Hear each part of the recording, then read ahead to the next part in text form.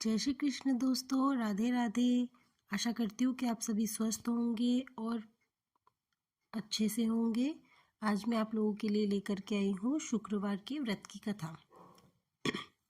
एक प्रधान का लड़का था और एक साहूकार का लड़का था। दोनों में बहुत मित्रता थी। प्रधान के लड़के की स्त्री घर में थी, परंतु साहूकार के लड़के की स्त्री का भी गोना नहीं हुआ था। उसकी स्त्री अपने पिता के घर पे थी। दिन भर दोनों मित्र साथ साथ रहते। रात्रि को जब एक दूसरे से अलग होकर अपने अपने घरों को जाने लगते, तब प्रधान का लड़का अपने मित्र से कहता, हम तो घर जाकर के आराम से सोएंगे, तुम भी घर जाकर पड़ रहना। एक दिन साहूकार के लड़के ने मित्र से पूछा, क्यों मित्र, तुम जो रोज कहा करते हो हम घर जाकर सो रहेंगे, तुम घर जाकर पड़ रहना, इसका क्या मतलब है? तब प्रधान का लड़का बोला, मैं जो कहता हूँ बहुत ठीक कहता हूँ। मैं जिस वक्त बाहर से घर जाता हूँ तो मेरे सोने के कोठे में दिया जलता हुआ मिलता है। मेरी पत्नी ब्यालू का थाल लगाए, पान बनाए, सेज सजाए मेरी प्रतीक्षा करती रहती है। जिस वक्त मैं पहुंचूंगा वह अति प्रेम और विनय पूर्वक मेरा स्वागत करेगी। मेरे पैर धुला करके ब्यालू पर सोएगी। मैं ब्यालू कर चुकूंगा, उसके बाद वह पान देगी। पान चबाकर मैं लेट रहूंगा, वो मेरे पैर दबाएगी। इस प्रकार मैं सुख से सोकर रात्रि बिताऊंगा। किंतु तुम जब घर जाओगे और ब्यालू के लिए कहोगे तो तुम्हारी माँ और बहन और भावज वगैरह कोई तुमको ब्यालू दे देंगे। ब्यालू कर करा के तुम किसी भी कोने में जाकर के सो रहोगे। सवेरे झटपट उठोगे और काम में लग जाओगे। इस प्रकार तुम्हारी रात्रि गुजारने में बहुत अंतर है। मित्र को यह बात सुनकर के साहूकार के लड़के को बात लग गई। उसने सोचा कि अब तो मैं भी अपनी पत्नी को लिवा करके लेके आऊँगा। अतः उसने अपने घर जाकर के ससुराल जाने की तैयारी की। घर के लोगों ने उसे बहुत समझाया कि कभी भी अभी दूसरी बार उसके आगमन का समय अभी नहीं हुआ है। शुक्र का उदय होने पर विदा का सुदिन शोधन होता है। उसकी सूचना तुम्हारी ससुराल वालों को दी जाएगी, तब वहाँ से लवाजमों के साथ जाना और विदा करके ले आना। परंतु लड़के ने किसी की बात नहीं मानी। वो ससुराल चला गया। दामाद को सहसा आया हुआ देख करके ससुराल वालों ने पूछा कि आप इस समय कैसे आए? तो उसने जवाब दिया, मैं विदा कराने आया हूँ।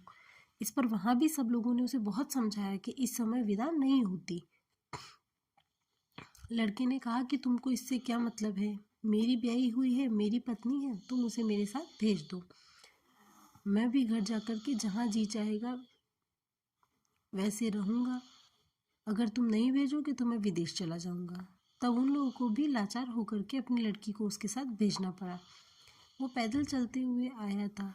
उसी तरह रात्रि रहते कुछ लोगों ने पैदल ही लड़की को उसके साथ विदा कर दिया। कुछ दूर चलने पर सूर्योदय होते ही शुक्र देवता मनुष्य के रूप में साहूकार के लड़के के सामने आ गए।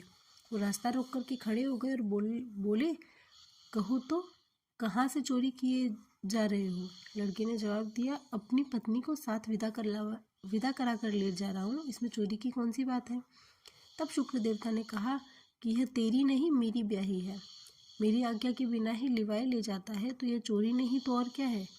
इस बात पे साहूकार का लड़का बहुत नाराज हुआ, परंतु शुक्रदेव ने स्त्री का हाथ पकड़ लिया और इस पर दोनों में झगड़ा हो गया।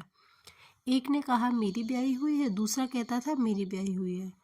अब वहाँ पास के मुखिया को जब पता चला तो पंचायत लगी और मुखिया इकट्ठे हुए। वहाँ पे एक प्रवीण पंडित भी था उस पंचों में। पंचों ने बनिए के लड़के से पूछा कि तुम अपना बयान दो और जो कुछ हुआ है उसका सबूत पेश करो। तब उसने कहा कि यह स्त्री मेरी विवाहिता है, अमुक गांव के अमुक साहूकार की लड़की है। मैं इसकी विदा करा करके इसको अपने घर ले जा रहा था। रास्ते में एक अपरिचित व्यक्ति ने रोक करके झगड़ा लगा दिया है, कहता है ये स्त्री मेरी है। उसके बाद पंचों ने शुक्र देवता से पूछा, तुम अपना बयान दो। तब वो बोला कि मैं शुक्र देवता हूँ। सनातन धर्म के मानने वाले संपूर्ण आर्य संतान में यह परिपाटी है कि देव उठ जाने पर शुक्र का उदय होने के पश्चात ही कोई शुभ अनुष्ठान करते हैं। खास तौर से दूसरी बार पत्नी को लिवा ले जाना तो बिल्कुल भी नहीं होता। विवाह के बाद जब तक विरागमन नहीं हो जाए तब तक स्त्री मेरी ब्याही मानी जाती है और मैं शुक्र देवता हूँ, इसलिए स्त्री इसकी नहीं अभी मेरी है। यह सुनकर के पंचों ने शुक्र देवता के ही पक्ष में फैसला लिया। उन्होंने कहा कि इस लड़की को इसके बाप के घर वापस करके आओ और शुक्र का उदय होने पर विदा करा कर ले आना। तब साहूकार का लड़का लाचार होकर के स्त्री को वापस ससुराल छोड़ करके अपने घर को चला गया। फिर शुक्र का उदय होने पर विधि पूर्वक अच्छा दिन देख करके कन्या की विवाह उस लड़की का विदाई कराई गई और पति पत्नी दोनों आनंद पूर्वक रहने लगे। धन्यवाद दोस्तों। आशा करती हूँ आपको ये आज की